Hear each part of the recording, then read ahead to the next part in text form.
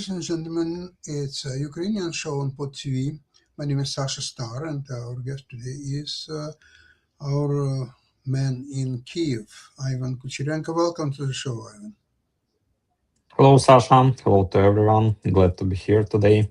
Excellent. And so Zelensky has allowed Putin to hold the festivities on May 9th. So Putin was very happy about it, right?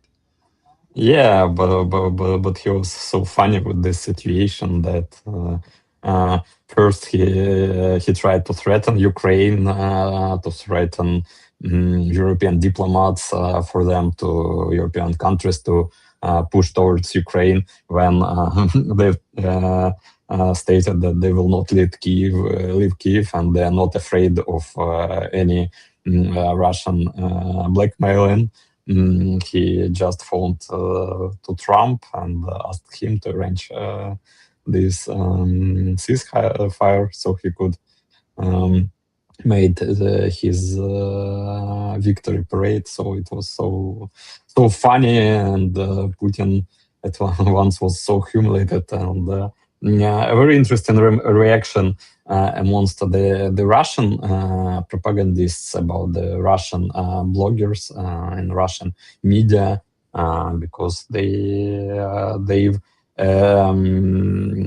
actually understood the fact that Russia was humiliated, that Russia is no more a superpower because they have to ask Ukraine for ceasefire and to ask Putin to arrange a ceasefire with the Ukraine, because they're really afraid that Ukrainian drones will attack them. And also there were no heavy weapons on that parade, no machinery. Just troops marching across the Red Square. A very short show. The weakest, the weakest parade for more than 20 years. Hello, Jonathan. Yeah, hi there. So maybe Jonathan can add something. His opinion about that situation with parade. No, they're just hiding it from the Ukrainian drones. They don't want to be embarrassed in public. They should have held this parade, where? In Alaska. That would be a safe place for Russians to hold their parades and demonstrations and everything else. Because theirs anyway. Trump would defend them against Ukrainians. Putin can even ask Trump to provide him with the American soldiers to lay down the red carpet and to march both with the North Korean soldiers on that red carpet as ally of Putin, actually. But will American society accept such situation? I'm not sure. Well, you know what? All his first presidency 4 years and continues now, Trump is fighting for acceptance of Putin on the international scene.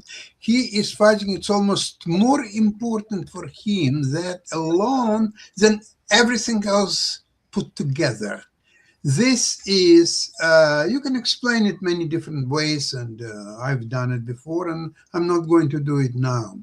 What's interesting, though, is that, he's, in a few days, he will be 80 years old. He is already more than 10 years in a power or about the power or whatever, and that man will definitely not smarten up. That's not impossible at this stage of his life, at this age or so on. So he will go on and on with Russia and Putin and this and that and so on. His crumbling economy, the situation in Iran, which is 1,000 times worse than Vietnam. Because Vietnam was a local war between the United States and Vietnam, so Vietnam could win or US could win. It didn't affect the world economy. It didn't affect American way of life, nothing. With this war in Iran, America is losing all its prestige. Because before the question who is more influential, who is stronger, US or China, would never happen, because it was clear that US is much stronger, much bigger, and US didn't need any proof of that. It was taken for granted. But today, after what's happened in Iran, when US cannot handle Iran because it cannot afford full-scale invasion. Once full-scale invasion is out of question, then US has no leverage. US has nothing to play with. So Iran is almost ignoring US, and even if it answers to US proposal, it's always late. It's always unacceptable at the end of the day. Now he's going to China tomorrow, I think. What he's going to do in China? So he's bringing his bunch of billionaires, and they will all come. So Xi will tell Mr. Trump, welcome to China. How can I help you? What can I do for you? And it would be a very interesting conversation. Jonathan, what do you think? Well, right now, I think that right now it's still a political test of wills, a waiting game, and it's really too soon to tell. And Okay. it's still in progress.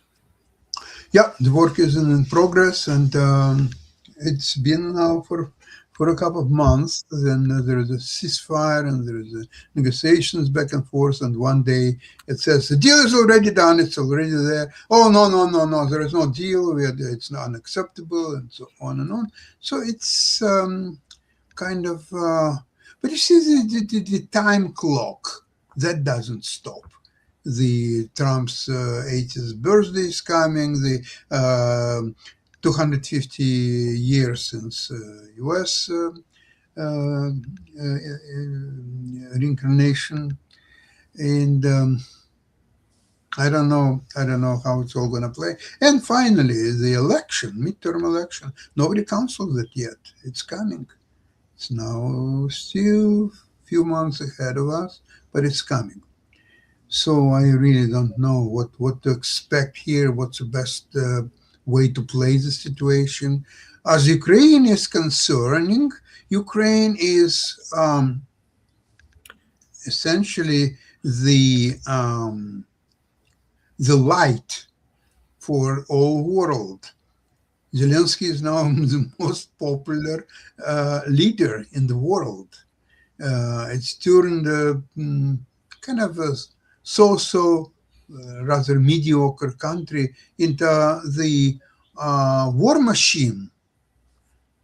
Ukraine today is so strong that nobody can even dream of trying to confront Ukraine or fight Ukraine or anything. So all these little countries like Hungary, Slovakia, and others who were skeptical about Ukraine and Zelensky and so on, it's all done. It's all garbage. Stay in line now. You have to pay to see Mr. Zelensky and talk to him. You have to pay $100 million up front. And then you'll see Mr. Zelensky and talk to him, okay? Get out of here. That's what Zelensky has to learn from Trump. Trump told Canada Prime Minister Carney that Canada has to pay a fee to talk to the United States because such a big country and such a powerful country. So Canada has to pay a fee even to get to talk to US. So the same thing Zelensky definitely has to learn from Trump and tell his Hungarian, Slovakian, and some other friends. Ivan, what do you think about this strategy? I think we have video. Yeah, I think that we have video about actually what's going on with the Trump administration, and Let's watch it. let's watch this video, and after that we can discuss. Excellent. Stop funding the Ukraine war, okay? And I still believe that, obviously, and it's one of the things I'm proudest that we've done in his administration. Did you hear that? He's proud that they have effectively smashed the lights in a shining city on a hill that the United States has used to be. Right now, that hill is covered in darkness because people who are running this great country have killed all the lights and stole the copper that was powering them. There is no second guessing here. They're saying it directly. They are proud that they are watching the evil commit a genocide, and they're proud of doing nothing about it. They're proud to rolling a red carpet for a tyrant on American soil. They're proud to watch people fighting for freedom get slaughtered while America is doing nothing. They're proud they have betrayed the values America has stood upon. They're proud they have surrendered their humanity. They're proud they sold their dignity. They're proud to be a silent partner in the genocide of Ukrainian nation. And when I use the word genocide, I don't mean it lightly. All the facts are there, and I have laid them out in my video, distinctively proving the intent and all 5 acts of the genocide, including a new act, cultural genocide as well.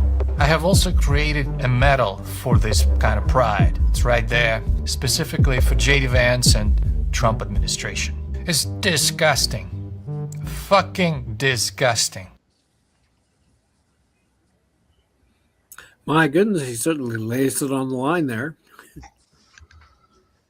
Right now, also, the latest casualty reports officially recognized that 1,350,000 Russians so far have been destroyed in this war. And that's pretty much all I can say about it. And right now, apart from genocide, if anything, Russia isn't winning a military victory on the battlefield. It's winning more of a Pyrrhic victory. Well, You can call it that. Jonathan, when Trump won his latest election, his promise was that he would bring peace between Russia and Ukraine by pressuring Russia and, on the other hand, pressuring Ukraine until such time that they will both agree to a peace proposal. What's happened, he was pressuring Ukraine, we remember that very well, including this Oval Office meeting. Did he pressure Russia at all, at anything, at any point? I'm not so convinced that it ever took place. So if you're pressuring one side and not the other side, then is it a normal way to negotiate a peace between the two sides? Probably not. Ivan, do you remember anything that Trump was pressuring Putin? No, at all. He was actually lifting off some sanctions from Russia. He was given possibility for Russian officials to travel to United States. In United Nations, completely worthless organization anyway, but in United Nations, United States didn't support Ukrainian resolution about war in Ukraine, which was supported by the most European countries, and it voted against that resolution, both with Russia. So, like it was said in this video, it's fucking disgusting. Actually, no pressure on Russia. Instead, siding with Russia actually. And no more weapons to Ukraine. Where are Tomahawks, for instance? Where are Patriots? Oh, they're all gone to that useless war in the Gulf, actually. Actually, there was a very interesting program where it was discussion about total cost for U.S. of this Iranian war. So official numbers are $25 billion and $50 billion.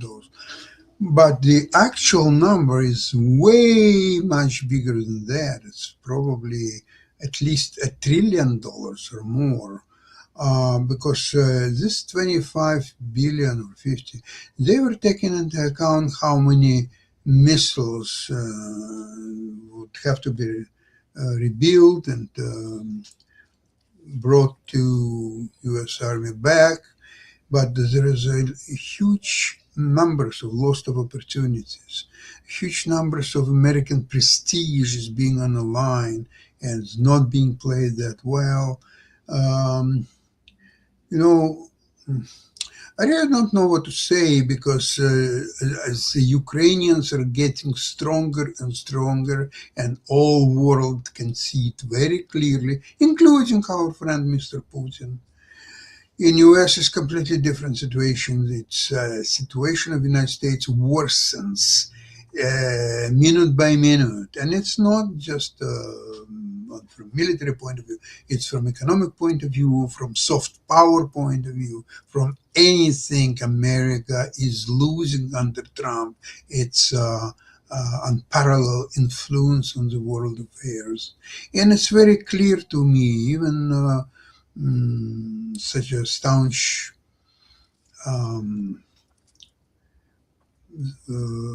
defender of Donald Trump as Dr. Jonathan Lockwood has nothing to say about it. And I understand that he sort of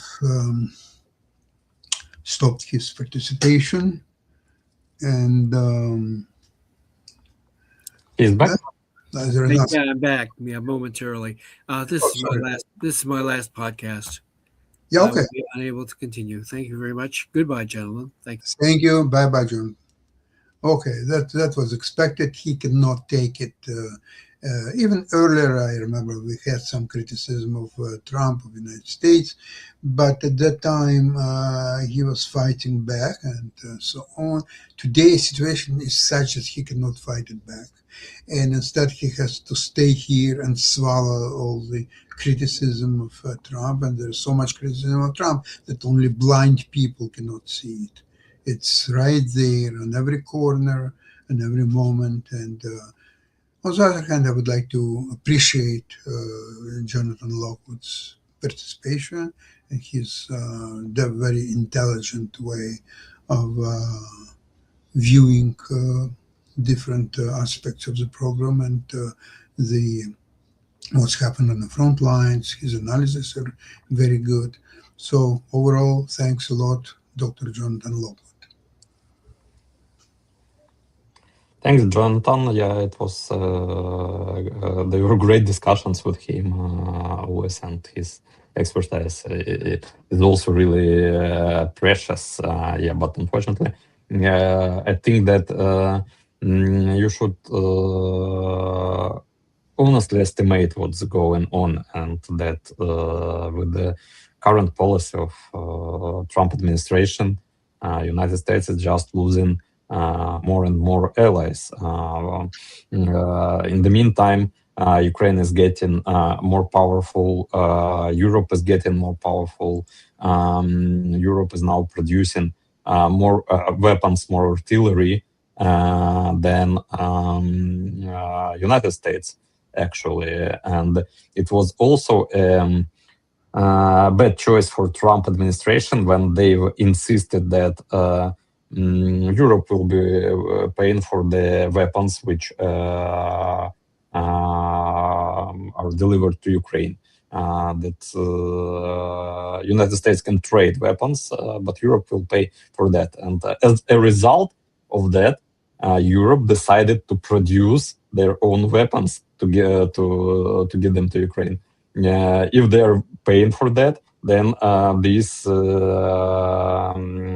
this money are better to be invested into European GDP, into Germany GDP particularly, but not into American ones. And for instance, artillery shells, Ukraine is now getting more from the United States. All artillery shells are produced in Germany, are produced in Ukraine by a German industry, by Rheinmetall, and United States artillery shells production is not so much loaded as it was during the start of Russian full-scale invasion, when the United States started to provide military support to Ukraine.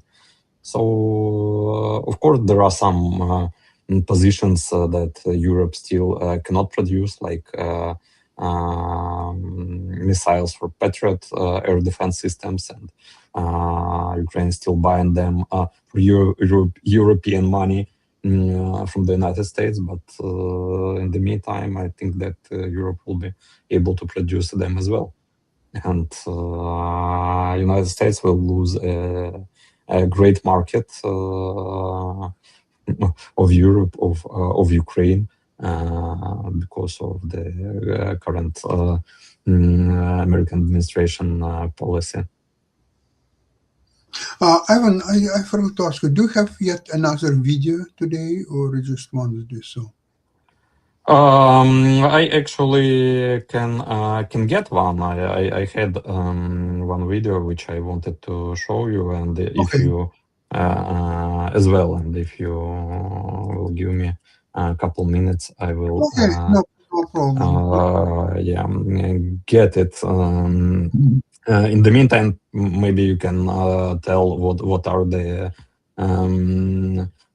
opinion in Canada about the war in Ukraine, about the war in with Iran, what people of Canada think about it. Well, Canada is always supported Ukraine during all this war, and the support is unwavering and actually going stronger.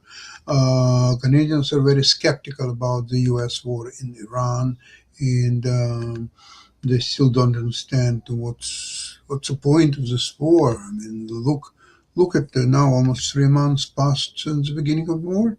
And U.S. didn't get this stockpile of uranium, enriched uranium.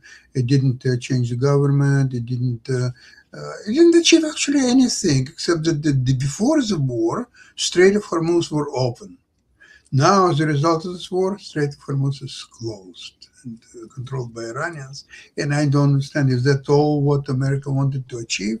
This is horrible result of the war. So, in my opinion, the U.S. is a clear loser in this war, unless the situation will change. And I don't see how it will change without ultimate invasion of Iranian soil. And that's something what Trump cannot afford. It was an election right there, and he promised not to start new wars, and he did. So anyway, it's all his promises. I think that they were actually he also promised to end the war in Ukraine in 24 hours. Okay, I've got another video, so we can watch it. And it will.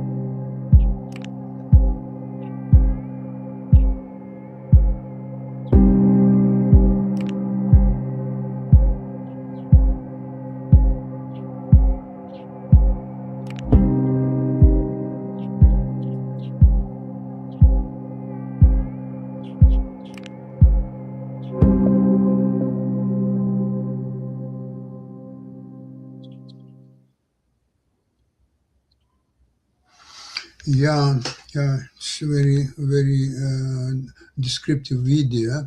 But don't forget, there is a big difference when Germany, which was obviously a foreign country, military power, attacked Soviet Union, is one story. When the Russia, who positioned itself as a brother to Ukraine, and attacked it without any reason, without any explanation. This is much worse than whatever Hitler did, or Napoleon, or anybody else. This is the worst case scenario, complete betrayal, complete disrespect for international rules and norms and so on. It's absolutely horrible thing. And there is no doubt in my mind that the history will punish Russia. And it's not going to take a long time. It's going to happen very soon. Ivan, thank you very much for today's program. I think we covered a lot of stuff. And hopefully I'll see you on Friday. Now, since Jonathan is unable to continue, so maybe you will help me to have a good program on Friday as well, okay? Thank you very much. We'll try. Slava Ukraini, and we'll see Героям you. слава. Thank you. Bye-bye, Bye. everybody.